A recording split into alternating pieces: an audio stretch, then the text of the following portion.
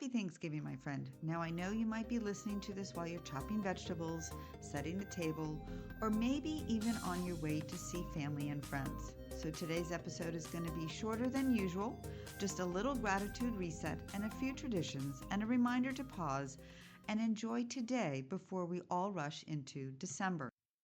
Hello, my friend, and welcome back to Organizing with Ease. I'm your host, Deanna Mall, and before anything else, I just want to say I'm so thankful for you.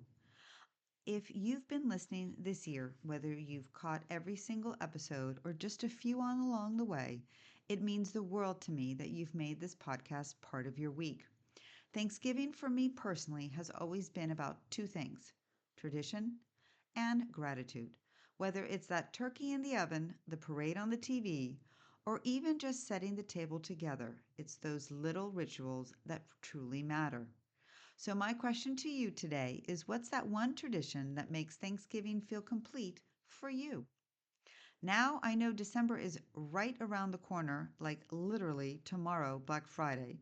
Cyber Monday is just days away, and the calendar is about to explode with parties, concerts, and gosh knows what else in between, right?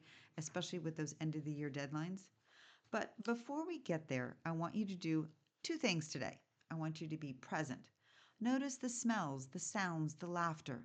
Gratitude isn't just a list we make, it's about paying attention to those little things around us.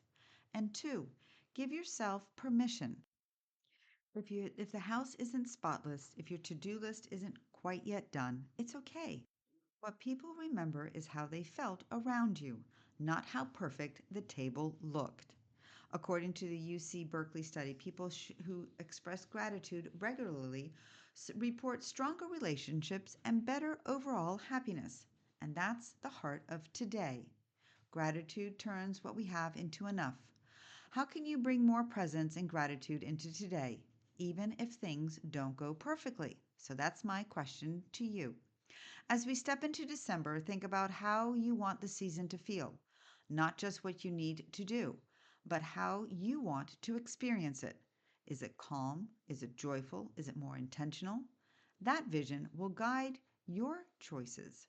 So, today, my friend, my challenge to you is quite simple. At some point, pause. Maybe at the table, maybe during cleanup, maybe even before bedtime.